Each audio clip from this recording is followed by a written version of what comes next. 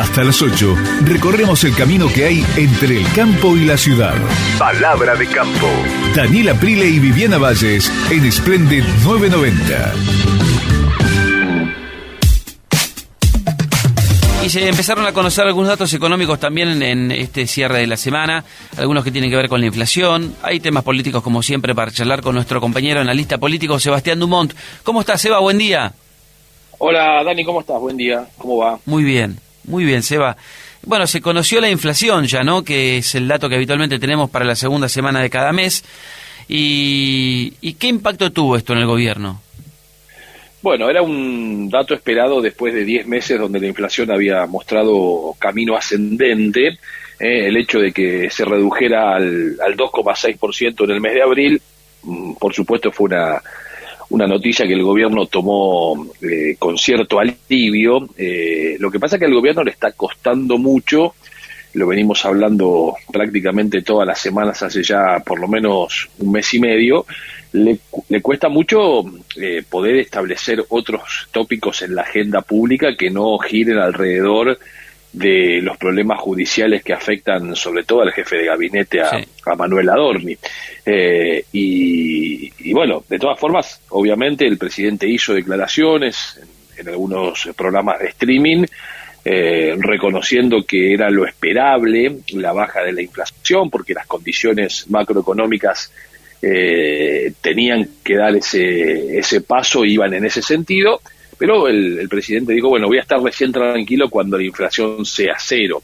No pareciera ser que ese escenario lo vamos a observar a lo largo del 2026, probablemente tampoco en el 2027, pero bueno, es un alivio para el Poder Ejecutivo después de 10 meses donde se había puesto en duda si el programa económico efectivamente llevaba a que la inflación siga su camino descendente. Bueno, se cortó esa tendencia, que era en gran medida una de las cosas que tenían muchos para machacar al gobierno, para pegarle un poco, diciendo, bueno, tu ancla también era la inflación bajando y no bajaba. ¿Cambia esa tendencia? Digo, ¿se siente una mejora? ¿Se podrá percibir esto como un cambio de tendencia también en el ánimo en la gente? Bueno, yo creo que todavía no. Todavía es prematuro, es recién el dato de abril, debe consolidarse esa misma tendencia en mayo. Hay quienes dicen que ya hay algunos números del mes de mayo que en ciertos sectores mostraron una tendencia otra vez a la suba. Así que habrá que estar muy atentos a esa evolución, pero de todas maneras me da la sensación de que el mayor inconveniente para la recuperación de la imagen del gobierno no solo pasa por mantener el proceso de desinflación, sino por empezar a mostrar que hay recuperación en la actividad económica, y en eso tenemos que una vez más separar sectores que sí hoy en la Argentina son muy dinámicos. De hecho, se conoció también en la semana el dato de la utilización de la capacidad de la industria. Hubo una suba, una mejora en esos indicadores, pero las mejoras vuelven a aparecer en sectores que no son grandes generadores de empleo, el sector minero, el sector energético. Cuando ves el comportamiento y el uso de la capacidad instalada de la industria en sectores de más masiva generación de trabajo, los números siguen siendo bajos o siguen siendo números muy lejos de lo que se supo conocer en otros tiempos. A mí me parece que el gobierno todavía debe ajustar esos ítems para recuperar algo de la confianza que había mostrado la sociedad argentina en su mayoría, sobre todo en la última elección del año pasado. Claro, sabés que cuando pienso en esto y también empiezo a mirar seguramente lo que vos también viste en la semana, en el comienzo de la semana tuvimos un tuit bastante interesante del PRO, y ahí empiezan a aparecer, bueno, ya todas las cuestiones más electoralistas, ¿no? O sea, por un lado lo que empieza a pasar en las internas del peronismo, con Cristina, con Kicillof, empieza a jugar Macri, evidentemente, vamos a ver de qué manera, y también muchos se preguntan, che, pero ¿Milei está para un segundo mandato? Por eso te preguntaba lo anterior, a ver si la sociedad empieza a captar algún tipo de mejora que va a empezar a ser trascendental. Y en un encuentro que tuve ahí con mucha gente del sector, también se planteaba, ¿no?, esta idea de si Milei estaba para seguir, o si hacía falta algún otro tipo de... O si el gobierno, por ejemplo, en el 2027 puede llegar a hacer algo un poco más de populismo, como para empezar a acercarse un poco más con cuestiones bien tangibles a la sociedad. Digo, repuntes de la economía. Sí, es interesante lo que planteas. Vos sabés que quienes conocen a Javier Milei con mucha más cercanía, incluso funcionarios y exfuncionarios que han pasado por su gobierno en estos poco más de 2 años que lleva como presidente de la nación, aseguran que hay conceptos de Javier Milei incorporados en su mirada económica que bajo ningún punto de vista está dispuesto a modificar o a cambiar. Digo, esto respondiendo si estaría dispuesto Milei a tomar alguna decisión un poco más populista, claro, con la economía desde el punto de vista electoral y pensando en esas necesidades. Y el otro día alguien que trabajó en el gobierno muy cerca de Javier Milei, ya no lo hace, me decía, la definición que trascendió de la última reunión de gabinete en la que sostuvo a Manuel Adorni diciendo: prefiero perder la próxima elección a tener que entregar a un honesto, es perfectamente trasladable a su mirada y a su concepción económica. Es esa mirada. Es decir, Javier Milei puede modificarse esto, ¿no? Pero a priori me parece que es una persona que está dispuesta a sacrificar una elección, o estaría dispuesta a sacrificar una elección, pero no cediendo ninguno de sus pilares básicos de lo que él cree que hay que hacerse en economía. Repito, siendo ortodoxo. Sí, un ortodoxo. Y morir con la bota puesta. Sí, puede cambiar. Claro. Puede que alguien lo logre convencer. Creo que la única persona que es capaz de poder convencerlo de modificar el rumbo es su hermana, Karina Milei, que es la que está mucho más cerca de la construcción política. De hecho, es la jefa de la construcción política de La Libertad Avanza.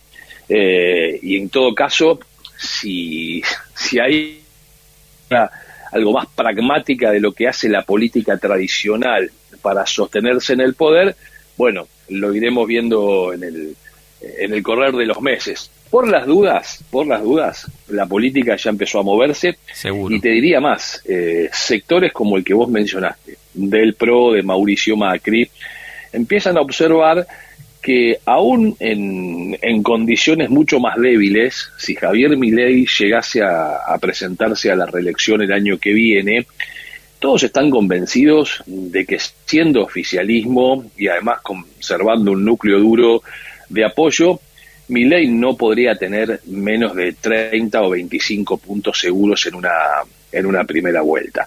El tema es cómo construir una opción que pueda ser competitiva e incluso ganarle a ese Javier Milei, reitero, suponiendo un escenario donde llega no fortalecido, sino más debilitado de lo que sucedió en el 2023, ¿cuál podría ser esa opción que le permita ganarle a Javier Milei? Hay quienes dicen, bueno, empezó a construirse ya un consenso en la sociedad sobre temas que hizo Javier Milei, que no hay intenciones de modificarlos, claro, entre ellos el equilibrio fiscal, pero cómo construir una alternativa que, sosteniendo esos parámetros y esos pilares, pueda mostrar continuidad hacia el futuro, pero con una imagen mucho más amigable. Yo creo que en eso está pensando Macri, no necesariamente para ser él el candidato, y también el círculo rojo, el denominado círculo rojo, si es efectivamente que existe algún círculo rojo, empiezan a ver con cierto cariño, si vos querés, o con cierto interés a figuras que fueron parte del gobierno de Javier Milei y que se han ido incluso con una alta ponderación.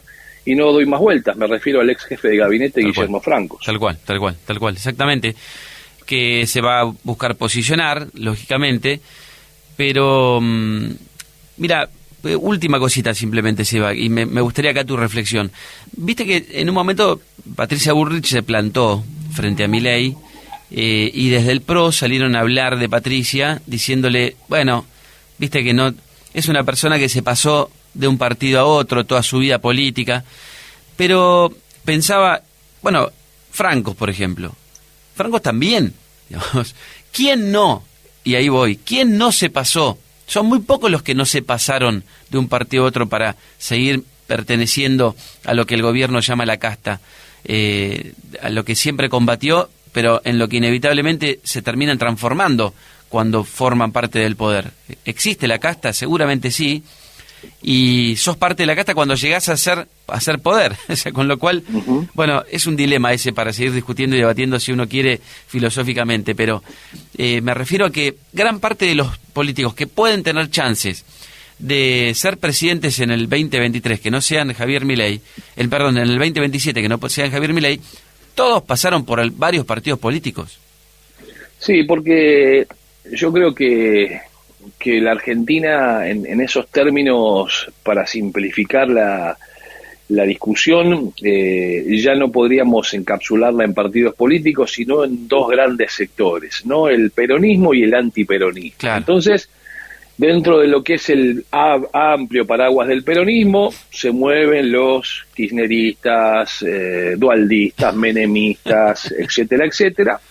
Y dentro del antiperonismo podríamos definir lo que ha sido la creación del PRO, la UCD en su momento, que después se terminó aliando al peronismo, el mismo radicalismo en algún momento, planteándose como alternativa al peronismo. Yo creo que en ese esquema, bueno, vos la tenés a alguien como Patricia Bullrich, que salvo en su juventud y su paso por la organización Montoneros de su juventud, en el resto de su vida política, se ha movido en distintos partidos, pero siempre dentro del paraguas del antiperonismo, sí, ¿no? Y lo mismo sucede con dirigentes que también dentro del paraguas amplísimo del peronismo se han movido en distintos espacios, claro, ¿no? El llámese de Sergio Massa del Frente Renovador, bueno, podríamos enumerar una serie de dirigentes. La lista es larga. Te diría que el único de los que está hoy en el tablero que no ha cambiado de partido, porque no tuvo tiempo y porque además fundó uno, es Macri con el PRO. Claro, tal cual, exactamente. Y quizá ahí también esté la pista de quién pueda llegar a postularse, ¿no? Obviamente. Exactamente. Bueno, claro. Macri, que ayer ya hizo una reaparición fuerte en la provincia de Buenos Aires, en un acto en Vicente López, claro. Está claro que tomó la decisión de por lo menos plantear una distancia para con la Libertad Avanza y estos últimos tiempos. Alguien del PRO me decía, nosotros apoyamos mucho de lo que es el programa económico de Javier Milei. Ahora, no nacimos para ser Adorni. Esta fue la definición de un dirigente del PRO en las últimas horas. Fuerte. Gracias, Eva, por la charla. Un placer escucharte siempre. Abrazo grande. Buena semana para todos. Igualmente. Recomiendo la nota que escribió Seba Dumont en el diario La Prensa. En parte charlamos algo recién, pero es mucho más profunda. La recomiendo, está en el diario La Prensa y se llama La transición silenciosa, Milei, las internas del plan B del poder. Más información, más campo, más Splendid 990.